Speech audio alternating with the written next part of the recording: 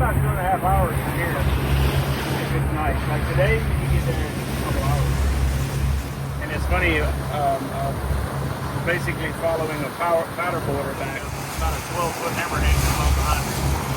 Check it out.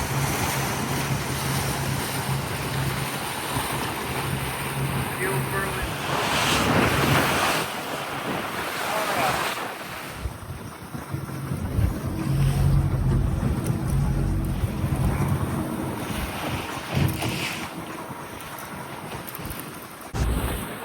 I think I'm gonna put that big pink one out also.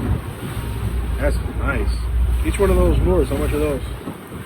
How much are they? About 50, 100 bucks. 60. These are, I think these are 60. These are called Nomads. The name brand. Very nice.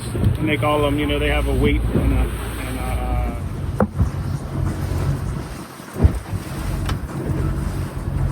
that. What are the chances that you think we're gonna get a bite?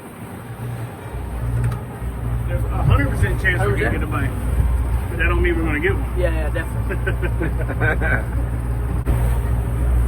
We got the right baits in the water, whether they hit them or not. That's up to them.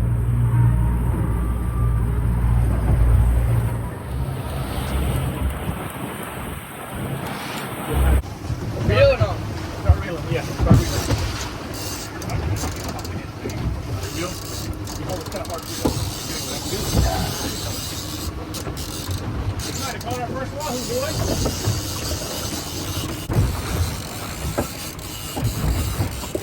Hopefully it's a fish and not 2 or 3 of them lures up together in a bunch of pieces.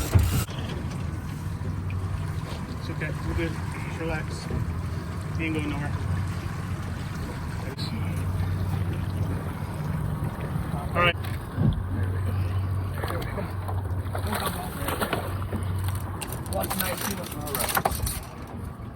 That's beautiful, Jeff. Let's hope it's in it. All right, Nick, film. Go left and right. Oh, dude. We got him in the boat.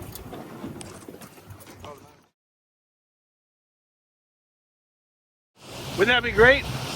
3-foot tuna.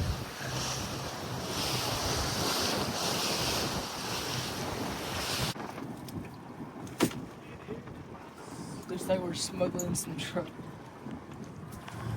All right, so we're gonna put a deep drop rig on a Tenacom 1200. We've already hooked up the power to the battery, so that's important. Otherwise, you got to hand reel it back in. And we're showing Arnold and Nick how to put the rig on, put the squid on, get it all situated.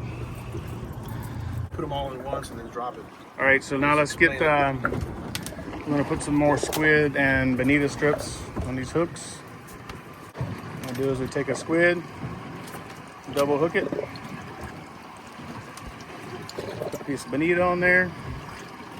That way if they want bonita, they got bonita. If they want squid, they got squid. It's like a fish charcuterie board of sorts. So the important thing is make sure all your hooks are separated. If you get all jammed up, it's harder to catch the fish. I get all my hooks over the boat, get ready to drop. If I'm by myself, most of the time I'm not. Click your drag, tell you where to go. Now we're just gonna watch this.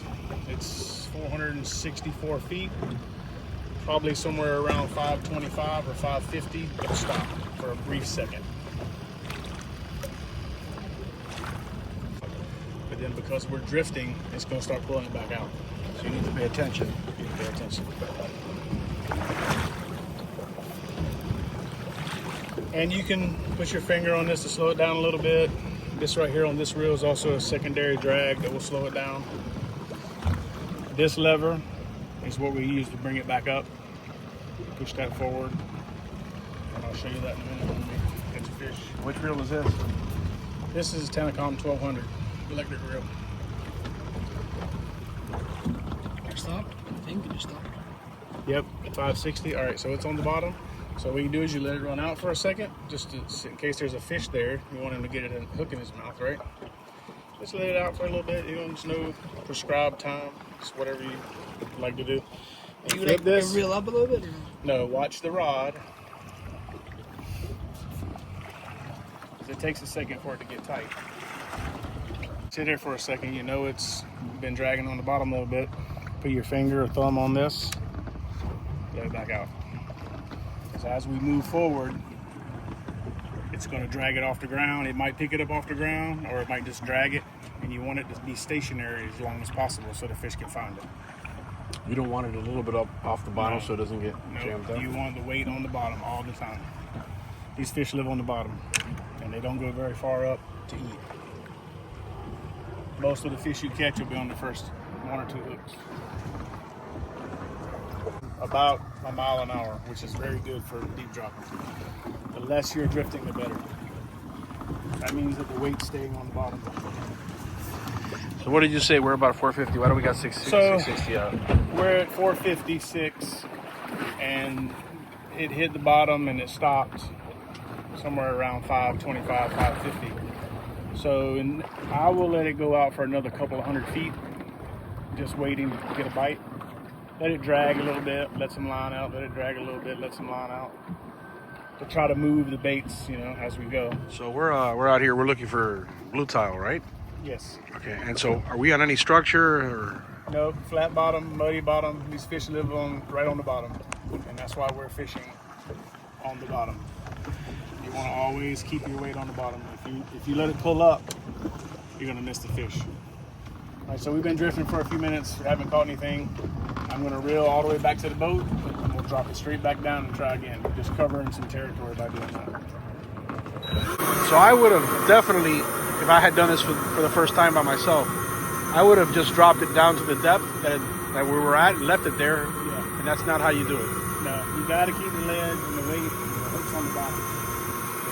Everything if you watch other videos, other people talking about it, you'll see they said it. You gotta stay on the bottom. The fish, they just don't. They don't go up to feed.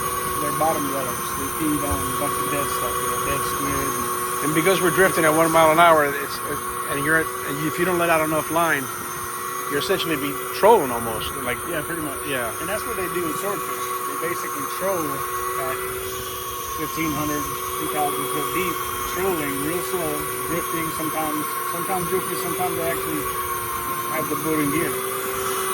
literally, it's minutes that we wait on this fish. It just doesn't sit there until you get a bite. No.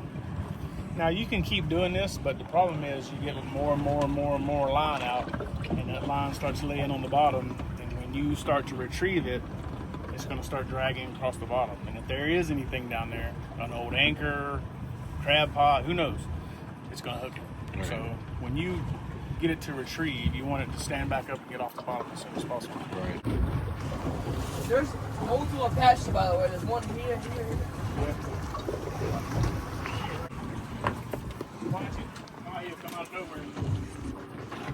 Right now, so it's hard. It's gonna be hard to catch mahi right now.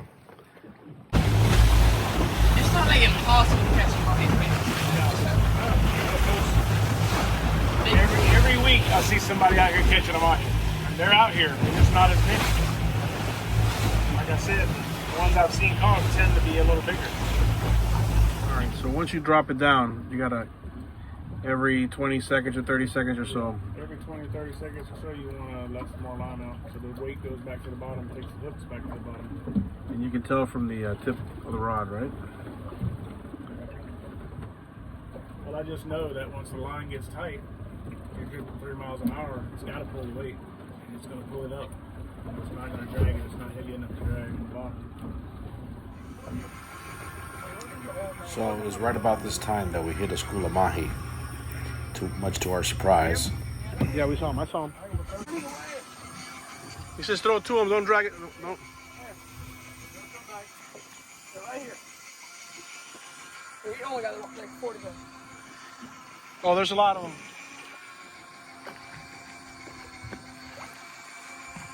Oh, they're right here. Oh my God, there's a whole fucking 20 of them right here. They won't bite it. Where are they? Right here. Right here. A whole bunch of them right here. Just drop your squid, leave your squid. Where's the, you got one? Yeah.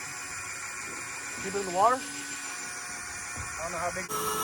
Yeah, can you hold this?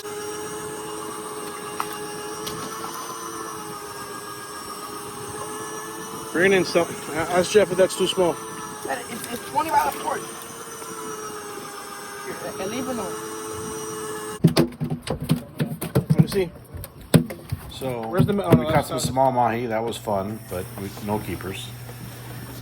We caught a school of mahi, not big enough to keep in February. Right, that's pretty Where good. do you live? Minnesota? Where you at? Milwaukee? Yeah, it's snowing up there, right? Yeah, it's 85 degrees to catch mahi on February. Yeah. And whatever else is on this line. Watch this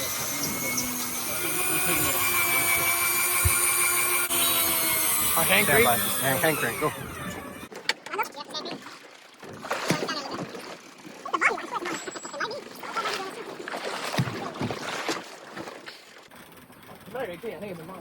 Wait, no?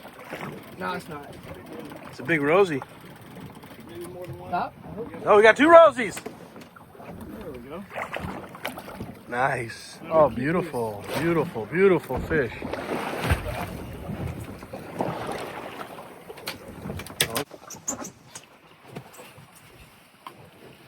You can live in there. Yep.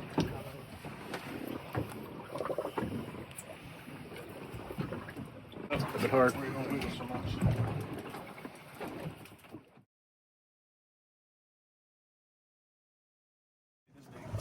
Really? How long does it take them to get that big? 30-ish years, at least that's what I've heard. I can't verify it, but Wow. This guy got some fat to him. okay. So It's gonna take them. reel up. Reel. Come on, Reggie. I seen something. Yep, we got 1. Or 2. We got 2. Oh my God! Look at that. Beautiful. 2 more Rosies. Might mess around and have some dinner tonight. Oh, I guess we get to take some home too, maybe. Nice.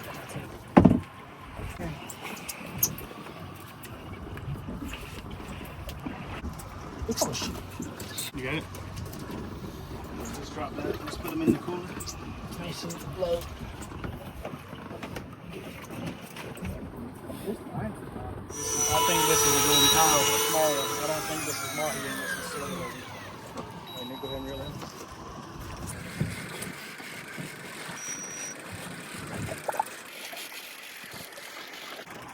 It's definitely 1 Rosie. Okay, this may be a feisty one. All right, get over there and throw it in the boat.